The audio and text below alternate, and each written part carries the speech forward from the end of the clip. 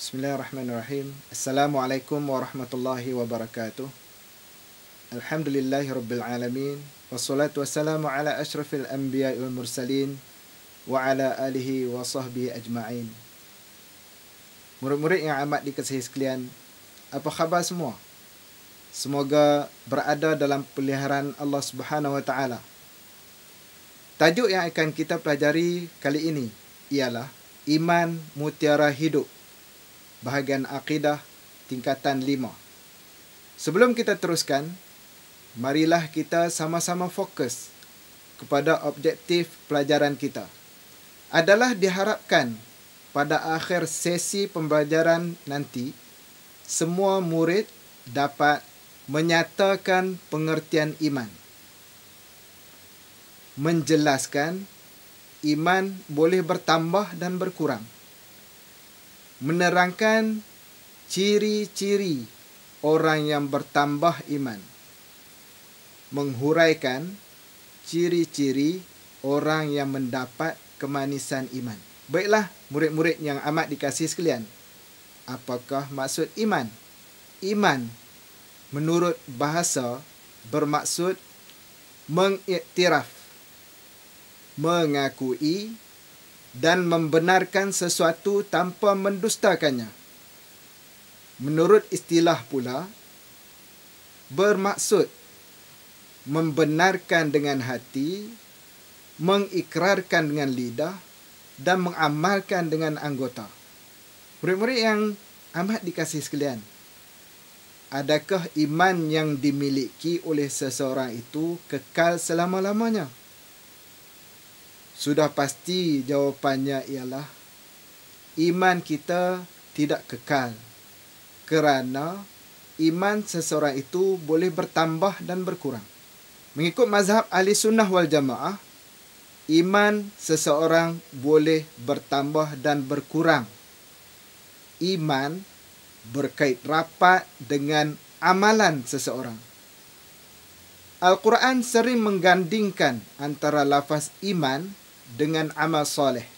Hakikat ini bersandarkan kepada firman Allah Subhanahu wa taala. A'udzu billahi minasyaitonir rajim.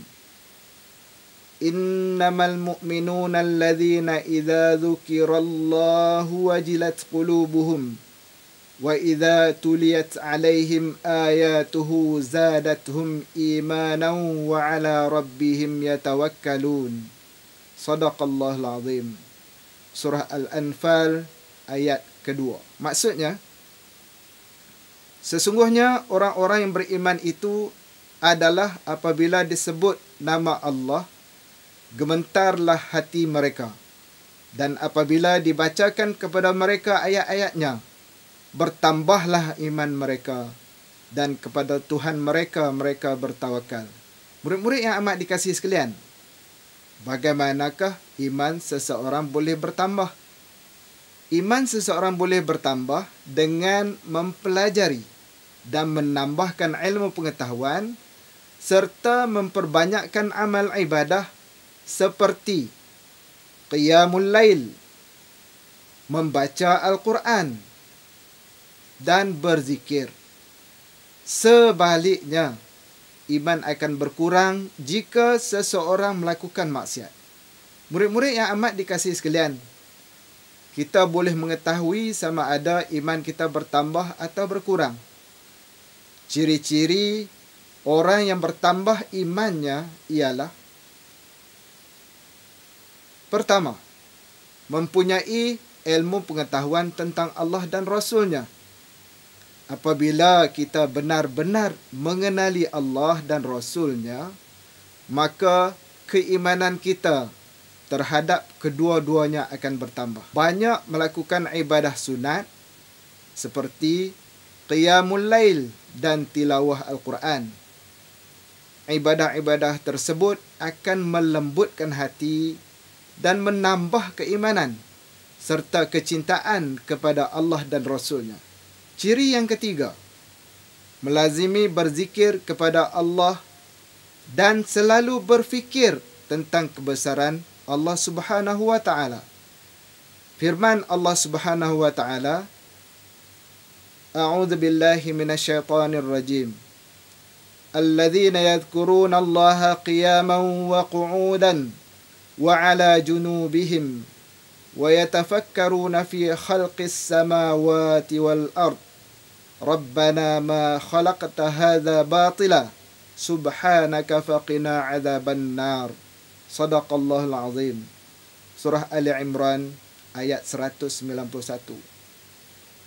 Maksudnya iaitu orang-orang yang menyebut dan mengingati Allah semasa mereka berdiri dan duduk, dan semasa mereka berbaring, mengiring, dan mereka pula memikirkan tentang kejadian langit dan bumi sambil berkata, "Wahai Tuhan kami, tidaklah Engkau menjadikan benda-benda ini dengan sia-sia. Maha suci Engkau, maka peliharalah kami dari azab neraka." Murid-murid yang amat dikasihi sekalian, seterusnya marilah kita sama-sama mengkaji berkaitan dengan kemanisan iman. Apakah yang dimaksudkan dengan kemanisan iman? Kemanisan iman bermaksud berasa gembira dalam melakukan ibadah, sanggup menanggung kepayahan demi mendapat keredaan Allah dan Rasul-Nya, serta mengutamakan Allah dan Rasul-Nya lebih daripada harta benda dunia. Sabda Rasulullah sallallahu alaihi wasallam, an Anas bin Malik radhiyallahu anhu, anin Nabi sallallahu alaihi wasallam qala, thalathun man kunna fihi wajada halawatal iman, an yakuna Allah wa rasuluhu ahabba ilaihi mimma siwahuma, wa an yuhibbal mar'a la yuhibbuhu illa lillah, wa an yakraha an ya'uda ilal kufri kama yakrahu an yuqdhafa fin nar. Muttafaqun alaih. Maksudnya, 3 perkara sesiapa yang melakukan akan dapat memperolehi kemanisan iman. Kecintaan kepada Allah dan Rasul-Nya melebihi segala-galanya. Mengasihi manusia kerana Allah. Benci kepada kekufuran setelah Allah menyelamatkannya daripada kekufuran, sebagaimana mereka benci dicampakkan ke dalam api neraka. Intisari daripada hadis tersebut, orang yang beriman akan merasakan kemanisan iman apabila 3 perkara berikut ada dalam diri mereka. Murid-murid yang amat dikasihi sekalian, seterusnya mari kita lihat kelebihan mereka yang memperolehi kemanisan iman. Kelebihan kemanisan iman kepada individu. Yang pertama, mendapat kelazatan melakukan ibadah. Bermaksud merasa seronok untuk melakukan ibadah. Kedua, membentuk diri mereka menjadi seorang yang berakhlak mulia. Seseorang yang mencapai tahap kemanisan iman akan mendapat kelazatan melakukan ibadah. Kesan daripada ibadah ini akan membentuk diri mereka menjadi seorang yang berakhlak mulia. Kerana orang yang mendapat kemanisan iman tidak akan melakukan perkara yang menyusahkan orang lain. Mereka akan memberi khidmat kepada masyarakat kerana perkara tersebut adalah sebahagian daripada tuntutan fardu kifayah. Murid-murid yang amat dikasihi sekalian, bagaimana pula keadaan orang yang tidak memperolehi kemanisan iman?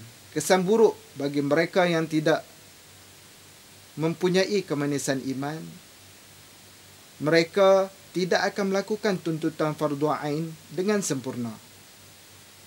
Contohnya, mereka meninggalkan solat fardu. Dan jika mereka melaksana pun solat fardu, mereka sengaja melengah-lengahkan solat fardu. Dan seterusnya, tidak mahu berpuasa pada bulan Ramadan. Kesimpulan daripada apa yang kita pelajari pada hari ini, iman perlu diasuh. Iman adalah benteng daripada kejahatan dan tipu daya syaitan. Iman boleh bertambah dan berkurang bergantung kepada amalan yang dilakukan. Kita hendaklah banyak melakukan ibadah dan perkara kebajikan untuk mendapat kemanisan iman. Kemanisan iman bermaksud berasa gembira dalam melakukan ibadah serta sanggup menanggung kepayahan demi mendapatkan keredaan Allah dan Rasulnya. Orang yang mendapat kemanisan iman akan memelihara dirinya daripada kemaksiatan serta menjauhkan diri daripada tipu daya syaitan. Alhamdulillah, telah selesai pelajaran kita pada hari ini. Di akhir pelajaran ini sama-sama kita jawab soalan kuis berikut. Soalan pertama, apakah pengertian iman pada bahasa dan istilah? Soalan kedua, jelaskan 3 cara untuk meningkatkan keimanan. Soalan yang ketiga, jelaskan 2 kesan buruk jika tidak mendapat kemanisan iman. Alhamdulillah, selesai sudah perbincangan kita berkaitan iman mutiara hidup. Akhir kata, tepuk dada, tanya iman. Jangan ikut hati. Ikutkan hati mati. Jangan ikut rasa. Ikut rasa binasa. Jika ikut nafsu, tindakan pasti melulu. Sampai jumpa lagi. Sekian. Wassalamualaikum warahmatullahi wabarakatuh.